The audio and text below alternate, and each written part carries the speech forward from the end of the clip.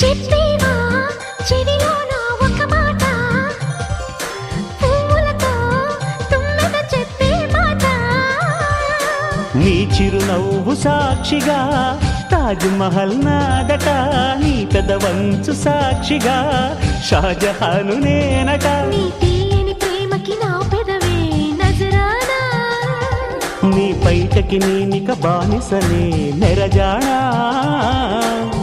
అనంతాల ఆత్మ నీవై చేరుకున్న వేళలో, కోకలు కట్టిన కోయిలా ఓ కమ్మని కౌగిలియవే.